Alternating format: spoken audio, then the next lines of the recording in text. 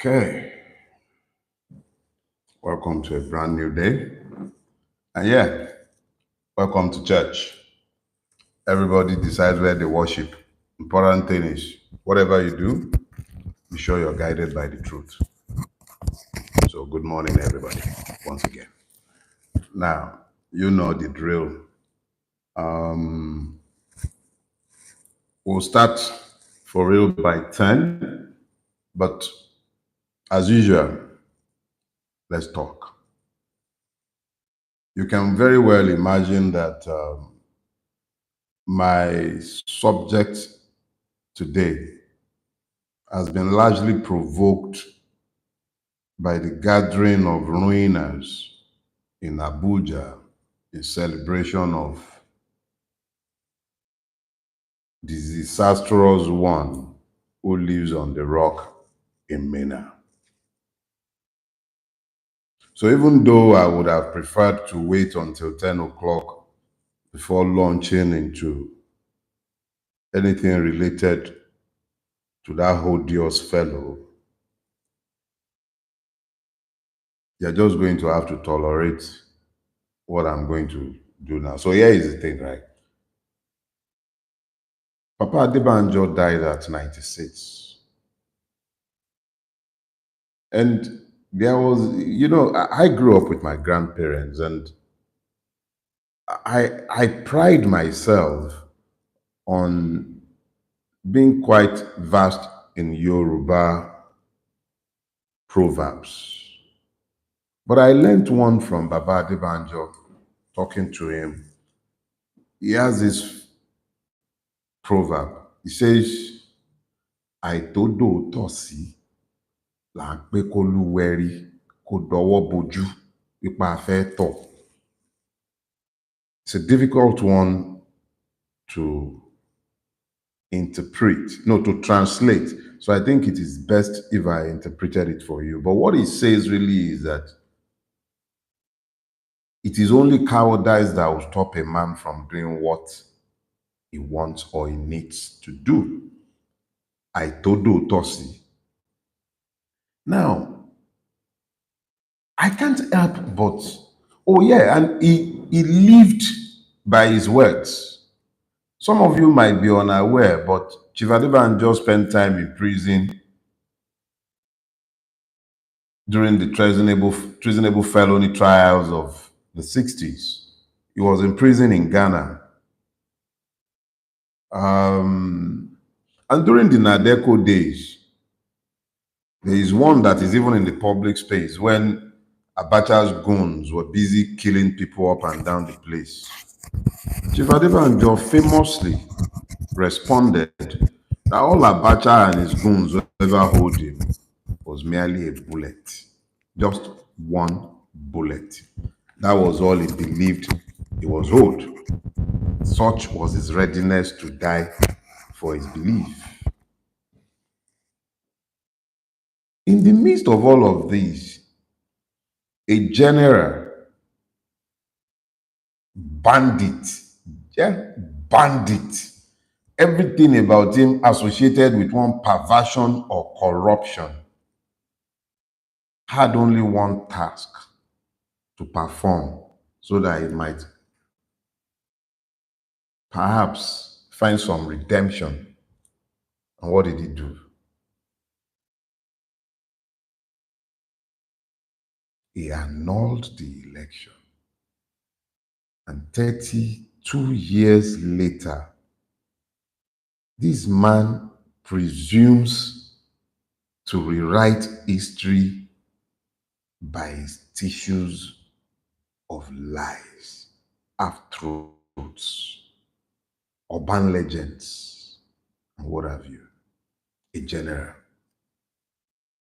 Because he was afraid of Sani. A general. The only person who appears to still be alive amongst the many people who should be blamed instead of Ibrahim Badamashi Babangida, David Mark. That's the only one I think that is still alive. Every other person, they are all dead. Yorubas will say, ẹni tó bá fẹ́ parọ́, alẹ́lẹ́rìí òun wà lọ́run. Those intent on lying always have dead witnesses. All of Babangida's witnesses are dead. Oh yeah, and I got told a story about that book launch, or is it live launch, or whatever launch. I'm told that even royal heads were busy fighting at the entrance to enter. Because just like everything associated with these ruiners, they couldn't even organize a book launch without stress. I was told of an Oba from Yoruba land. I won't mention names and I won't bother to describe. With his staff and office and crown and everything, they were busy pushing him around because he wanted to enter and the hall was full. I was told of a presidential candidate who was told he had no space in the VIP lounge. And yet, they were all busy jostling over each other to be in a place that merely validates the lies, the evils that have overtaken Nigeria.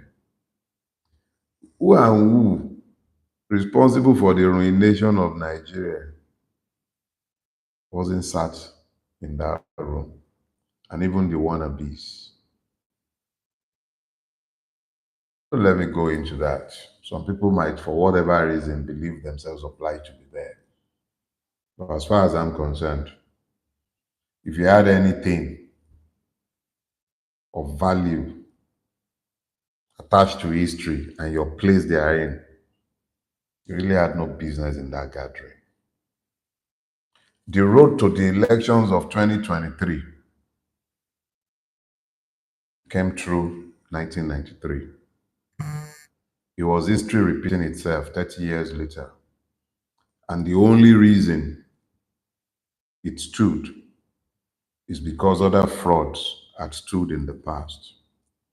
IBB started it. Obasanjo reinforced it. There is nothing Bulaba is doing in power today that hadn't been done by those who occupied the seat before him. And each and every one of those who believes that there is some sort of redemption that might be found within the current system merely fools themselves. It is not my job to make you feel good with yourself, but it is my duty to tell you what I believe to be the truth. Am I infallible? Far from it. Made horrible errors, both in my own personal life, my economy. I make errors every day, every last day, like each and every one of you. But when it comes to the subject of this our country, I think it is time we're honest enough with each other to tell ourselves the truth. However long we travel along our current trajectory, in the absence of a urgent reverse from our current trajectory, Nigeria will be destroyed by the lies that it has deified. It is sometimes quite disheartening when one is presented with the shameless spectacle of what took place in Abuja. It is quite disheartening. Disheartening that men are so completely lacking in sense of shame that they could not even see how the entire spectacle inverts normalcy and defines the insanity that has overtaken us. Enough said. And that is that as far as that is concerned. Go a few seconds before 10 o'clock. And then we can deal with this week's sermon. I see that question. When am I going to sue? My people says Urukota Abama Somoeni. ẹni ló ń gbé. An action speaks louder than words. That is not to say you shouldn't speak, but when you are done speaking, act. I've spoken enough on the affair issue. I reserve my further actions for the courts. Good morning, everybody, and welcome to a brand new day. And yes, don't worry, we're working out arrangements to ensure that we collect your tithe and offering when you come to church going forward. Yeah, yes, make no mistake about it. This is church. You could have been in one of your churches, but you have elected to be with me this morning. So please, welcome to church. Now, for those who came earlier, you're already familiar with the provocations that led to today's topic. Now, here is the thing. I hate reactions. I don't like reactions. Reactions are for, usually, unless it's a reaction born of urgency, reactions are actually for less intelligent beings. Responses, on the other hand, is what the intelligent being would do. You'd assess the situation if you have time, you carefully study it, and then you respond. Response means that you're not being emotional. So let's just say that I might be a little emotional this morning. I have tried my best, and I will try my best to keep this as unemotional as I possibly can. But when you consider the fact that I am necessarily talking about events that shaped my youth, or rather that defined my youth and has shaped my life and defined a lot of the choices that I have had to make in my life. My subject this morning is titled The Land Devoid of Memories. You heard that right. The land devoid of memories. I love my definitions, but this one is pretty straightforward. I was going to title it The Land of Amnesiacs, people who forget too easily. Nigerians almost always remember nothing of consequence, but they also forget nothing that divides them. Even the evidences of their own highs are quickly forgotten.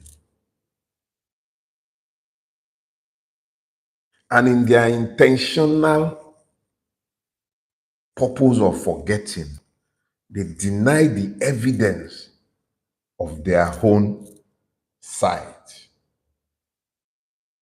Yorubas have a proverb. They say, bí ọmọdé ò bá bátan, dandan ni kó bá àrọ́bá, àrọ́bá sì ni bàbá àtàn. I'll interpret for you. You say that even if the child does not have recorded history, ìtàn, he must have the oral history, àrọ́bá, something told by somebody who was there.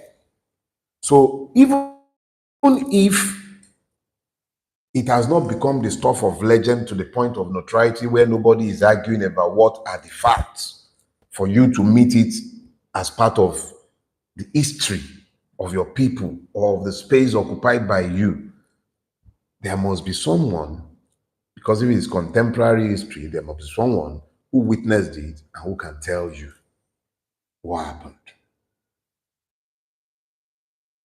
But this is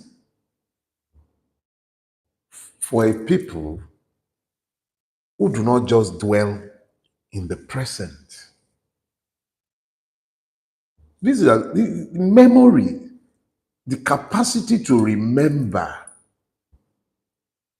is given to those who have retained the capacity to think, who have retained the capacity to discern. Those are the ones who have the capacity to remember, to memorialize, to retain their recollection of what had gone before. But when a people have been purposefully, deliberately rendered existential, as the Nigerian has been, what tends to happen is that they are focused on what are they going to eat, where are they going to live, how safe are they where they are living or existing.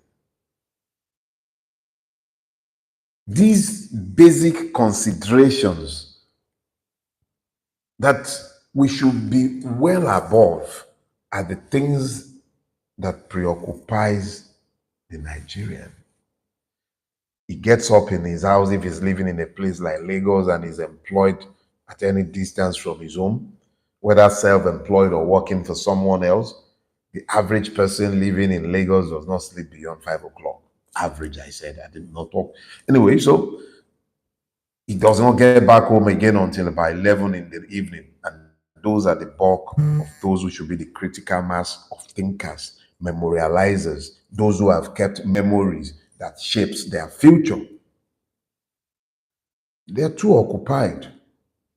Weaponized poverty, weaponized ignorance that constantly tells them what to think, who to blame.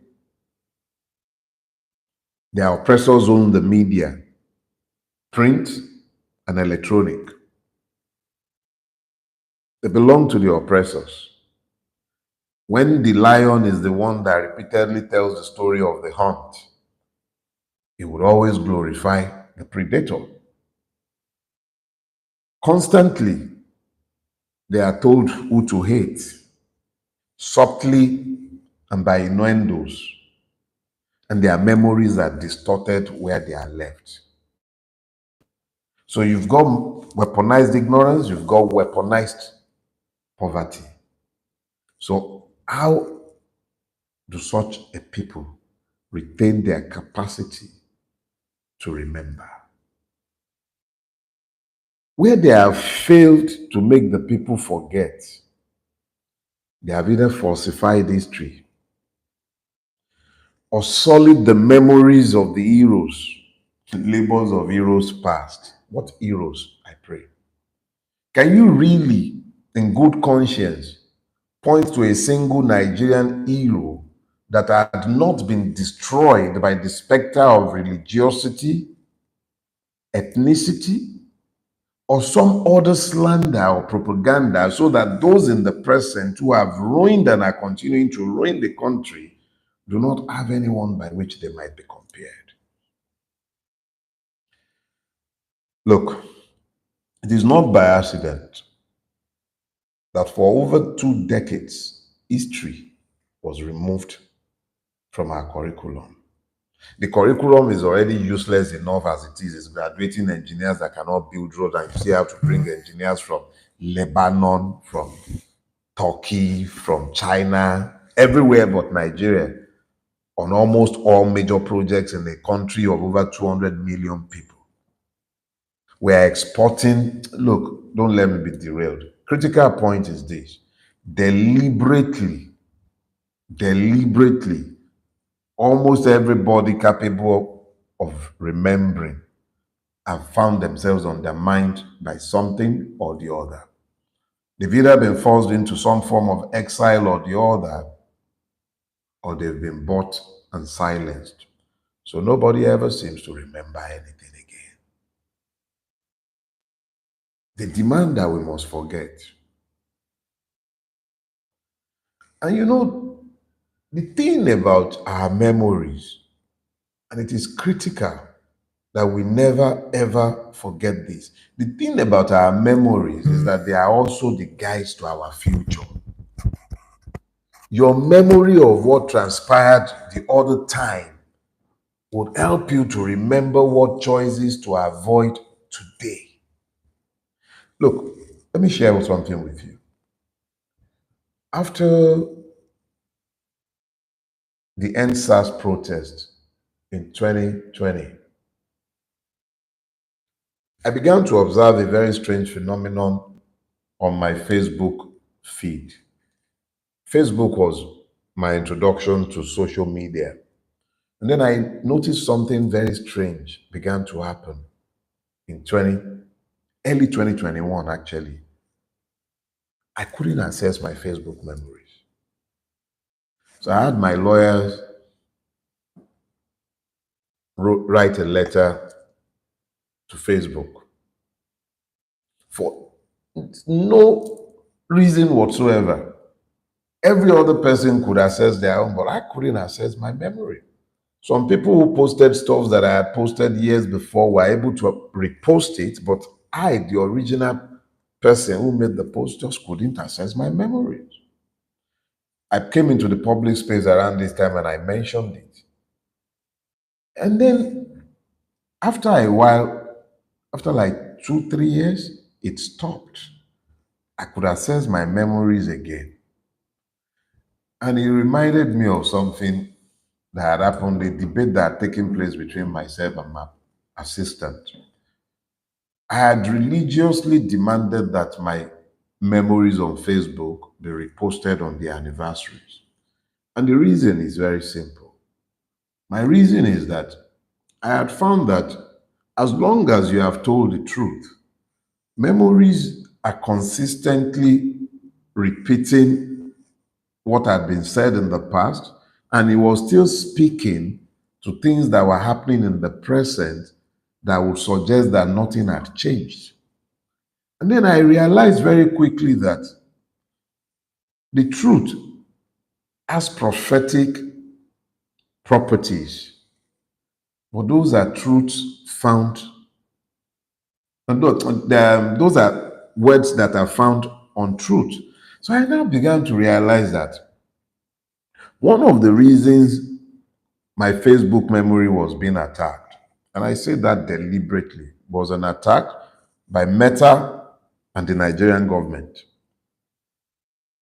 It was because my words were beginning to take on the gaps of prophecies.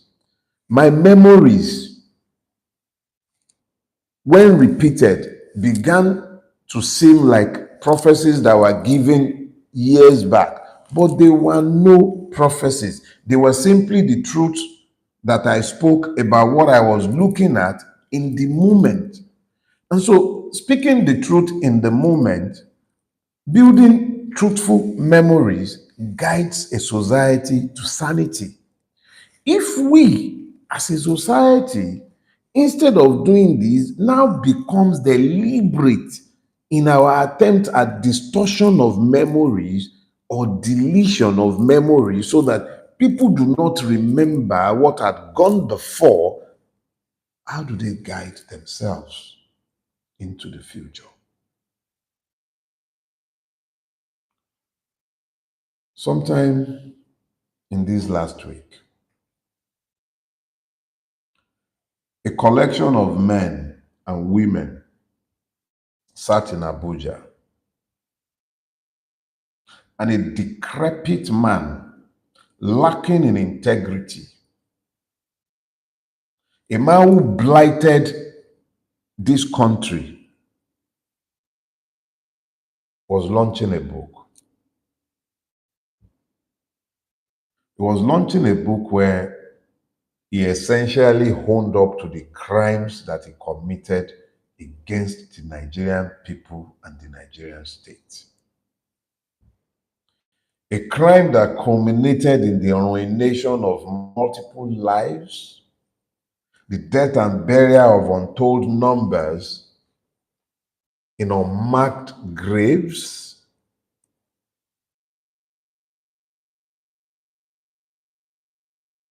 He didn't tell us, by the way, who killed Dele.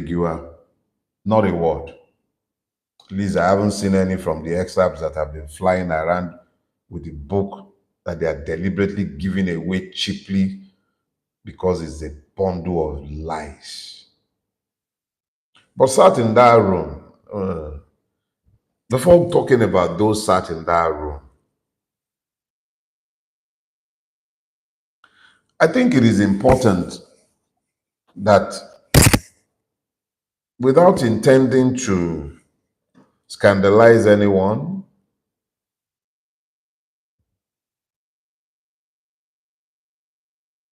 I must draw this parallel quickly. About 2, 3 years ago, I ran into some video of members of the family of a dead politician, one of those who was actually murdered by the coupists in the first coup. And his children were celebrating, I think, a memoriam in his honor. But here is where I was. At the point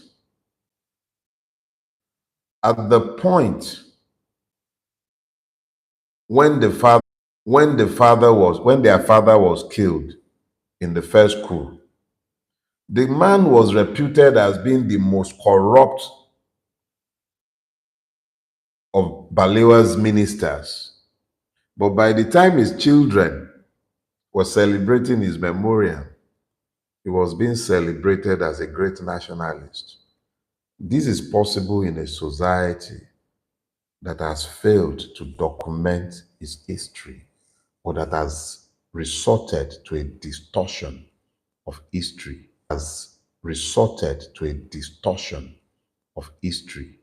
So those who should be examples of reprobates are being nullified, even as the witnesses of that history have died out. So as a society, when you fail to document history, you concede the right to write whatever they care in their hagiographic exercises.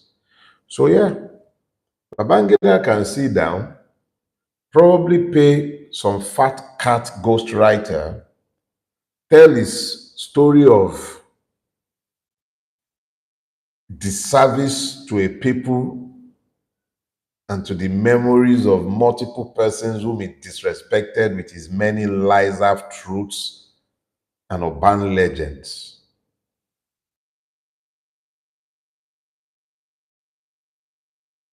And if we shall fail to take on the duty of preserving our memories and writing our stories, we will yet find that in generations to come, the rogues will be the ones being applauded, and they would have managed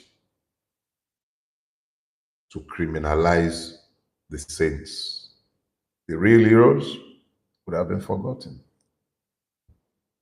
And then in that all, you have what I would call the mutual validation club. One of those, and I'm not talking about written history, I was there as a witness of history.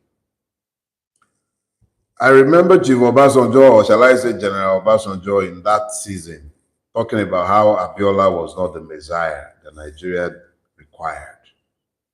And when that Messiah came to power in 1999, stepping on the blood of Abiola, he did nothing to acknowledge the sacrifice of Abiola. He spent 8 years running away from the ghost and shadow of Abiola. And in looking to erase Abiola's memory, he desecrated even the memories of all those who lost their lives in the struggle for the actualization of June 12. The many lies about Abiola began to fly around in those days to justify painting him out and refusing to acknowledge the sacrifice. Oh, the Mutual Validation Club was right there.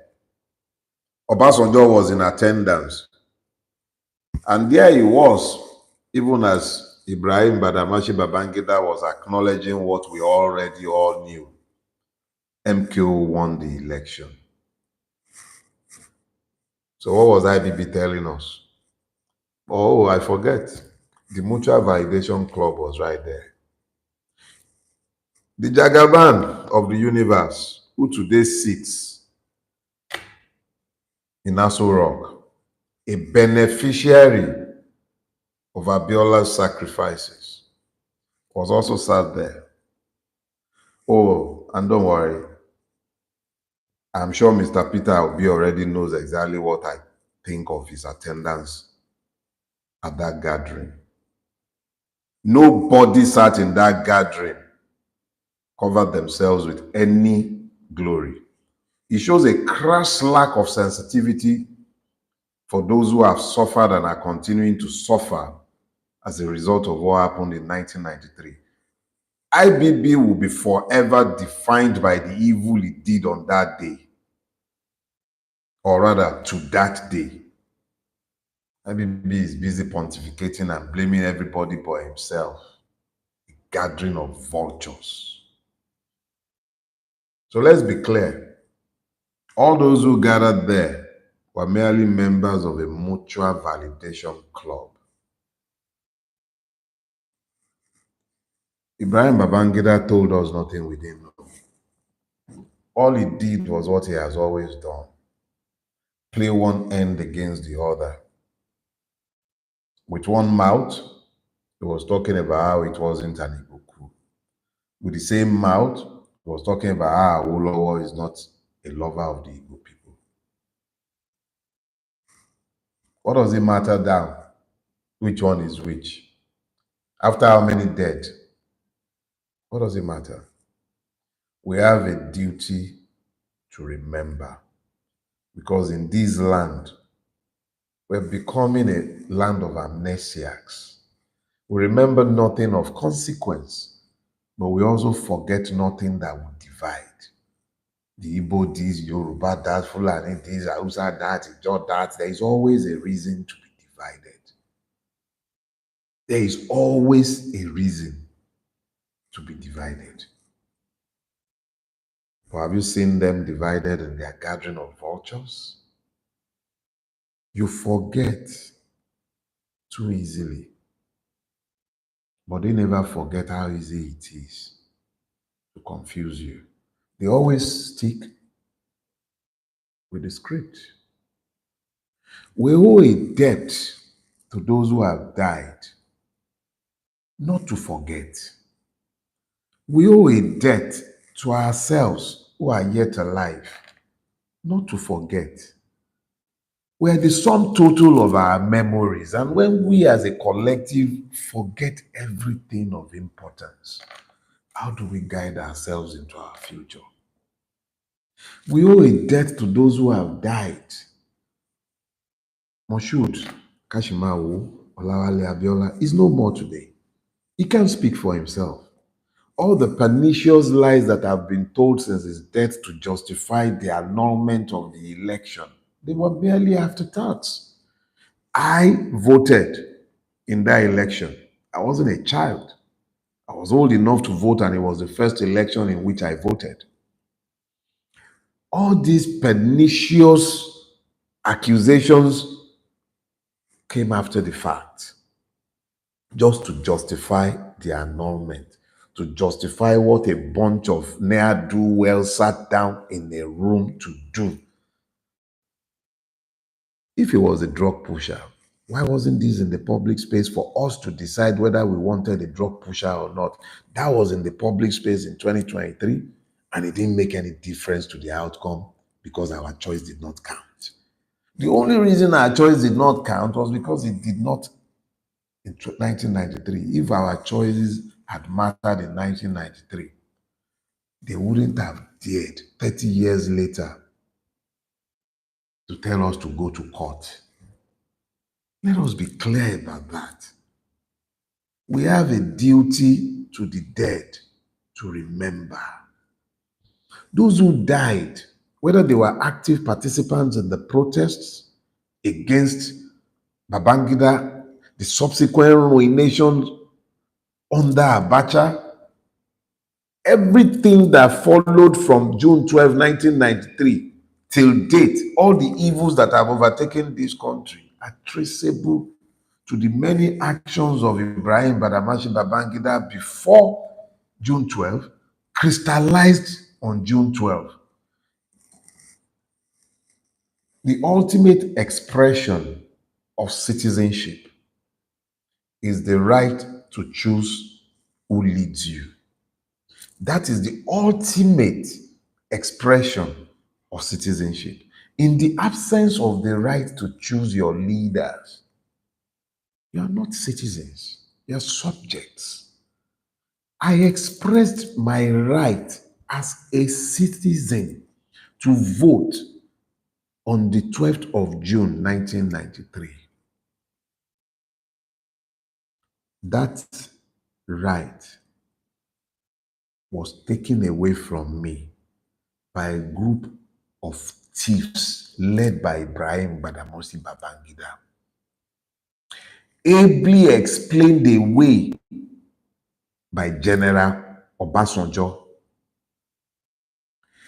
originally resisted by the likes of Bulaba, who are today beneficiaries of that evil, but have all forgotten and are today more repressive than what we all fought at that time. Please, you have a duty to remember. We cannot be the land devoid of memories because your memories guide your future. In the absence of memories of where you have been, how do you remember where you are going? Yorùbás will say, tọ́mọdé bá ṣubú, àwòwájú, tágbàlagbà bá ṣubú, ẹ̀yìn ló ń wò. If the youth stumbles, he looks forward. When the elder stumbles, he looks back. The only reason he's looking back is because he wants to know exactly what is it that he just tripped over, given the fact that he's been around the block many times. He should know better. His memory guides him to demand to know why. What is guiding us to demand to know why? Do you really believe that 2023 would have happened if 1993 had not happened? When are you going to make these critical connects? IBB can never repay the debt he owes. Only God will demand recompense of him because obviously those who have come after him have been even more worse than him. So make no mistake about it. IBB told no truths that were hitherto unknown. And he admitted to the most controversial of all, only in an effort to subjectify every one of the many lies by which he has defined his life. So move on. If you're looking for truth, stop doubting your own memories. Look for truthful accounts of history. Look for those who will tell you the truth. Do not be the land devoid of memories. But be careful where you read your history. Ibrahim Badamasi Babangida is not a witness of truth, and his place in the gallery of rogues is all but assured. And he said, I'm going to see you all next week. And when you're coming to church next week, come with your tithes and your offering. And before I go, it is critical for all of us to remember this. In the absence of electoral reform, and I mean meaningful electoral reform, one that allows for independent candidacy, one.